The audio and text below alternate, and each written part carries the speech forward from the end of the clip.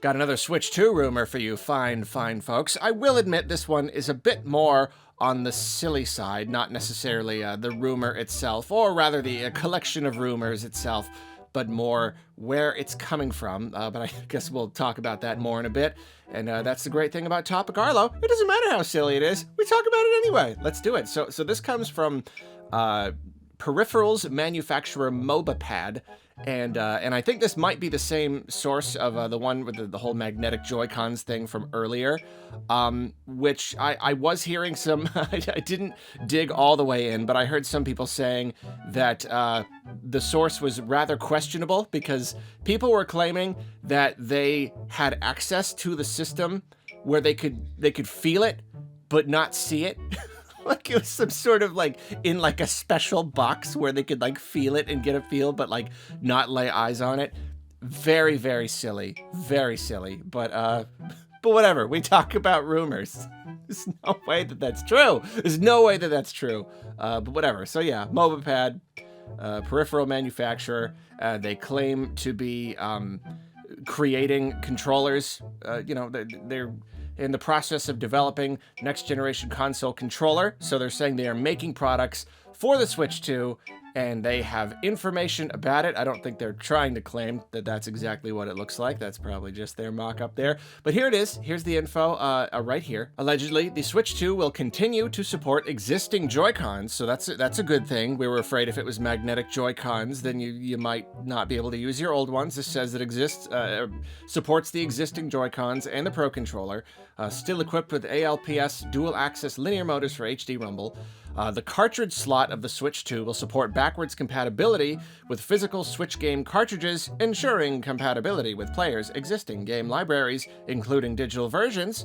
However, the second generation cartridges may not be compatible with the first generation console. That's obvious, though. I mean, like, if it is backwards compatible and it's still using similar cartridges, then it probably will be the same thing, just like the 3DS to the DS. There's like the little lip on it so that you can't play 3DS games on DS, but you can put DS in 3DS. The new version of Joy-Con has a larger volume. I take that to mean bigger, a little bit bigger. And the sliding rail structure, we get a little more detailed here, has been changed to magnetic suction. The SL and SR buttons are metal buttons. I don't know what that means. Are they trying to say ZL and ZR? I assume that's what that means. I don't know.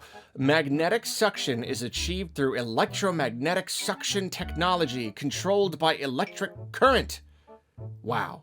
That's a thing right there. And I've heard people like kind of bring up the idea, what if it's not magnetic all the time, only when you send a current through it? I don't know anything about electromagnetic technology. I feel like that would be used a lot more if it were that feasible. My impression is like it's not just as simple as sending a current and suddenly the magnet turns on perfectly. I really don't know how it works, though. That would be cool. If that is feasible, then that is kind of a cool idea. I really don't know. I don't even know what magnetic suction is necessarily. We'll see, though. I mean, is that it? It's not like docking that way. It's like sucking into the little hole. Is this what it's gonna look like? It's not. It's absolutely not.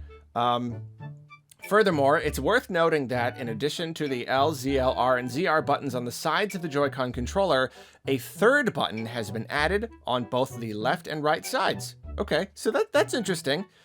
Interesting right there, that we're basically getting extra buttons, even more. You've got 3 buttons on each side. I don't know why that would be a thing, but sure. I don't know. Does that have something to do with how it attaches? It's not actually a game button? I don't know. But we got more.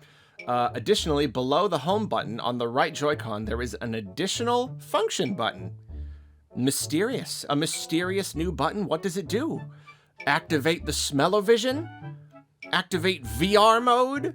Who knows? Bottom of the Switch 2 will still feature a USB-C port for docking, and the new generation dock will undergo minor changes in appearance while enhancing performance, supporting 4K resolution.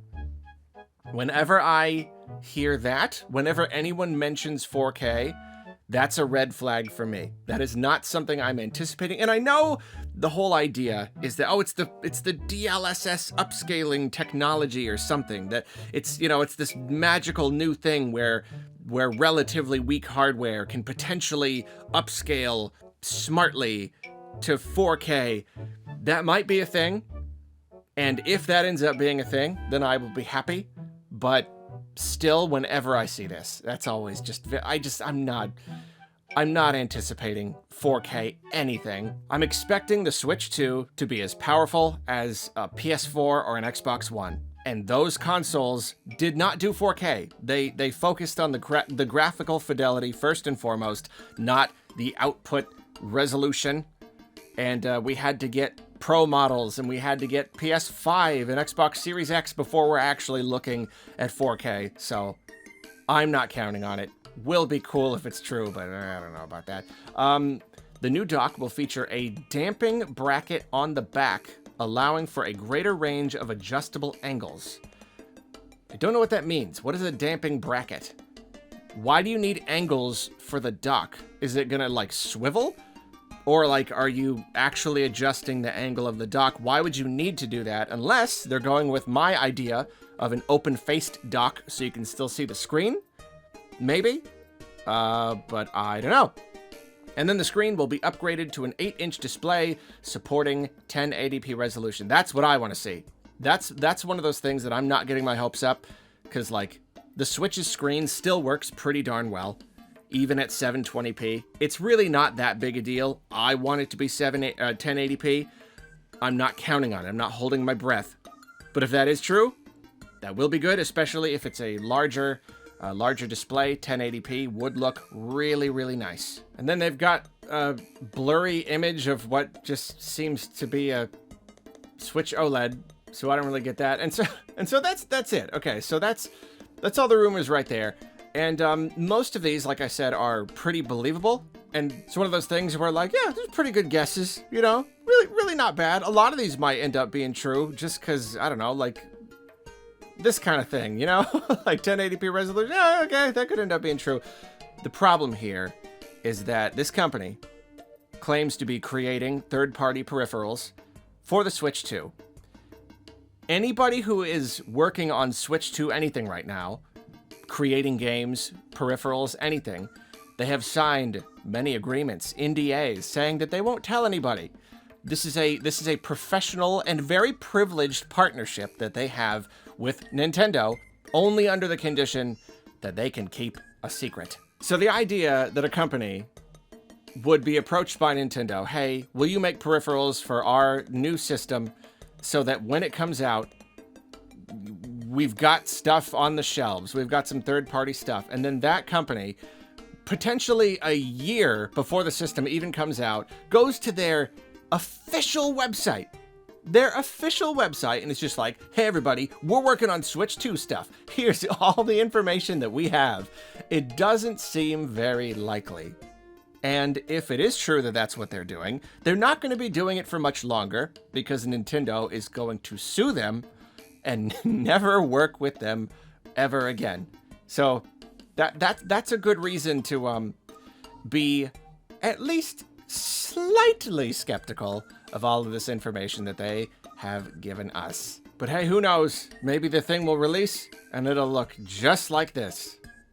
This is weird. That's kind of cool though. It's like rounded. So it's a little bit interesting. Or maybe it'll look like that. You know, I like that color. Not gonna lie. I do like that. That's pretty slick. Just no rail, no anything. It's just perfectly flat and smooth, and this just magically attaches. I could go for that. That's pretty cool. You gotta wonder what happens after this.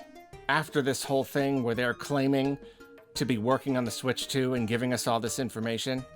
Because, like, the Switch 2 comes out, they were right, and yeah, they get sued. Or they were wrong, and they're just like, yeah, we lied. Just like, what is that? What does that do for your company? Is this even a real company? Is this real? Is MobaPad real? Have they made things? They've got products, I guess. Like what? Yeah, they seem to have real products. Seems to be a thing. So if none of these rumors are true, this is just gonna be like, yeah, we lied for attention.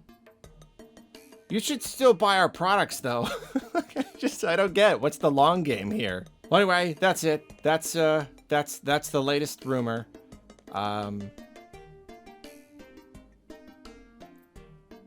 Questions.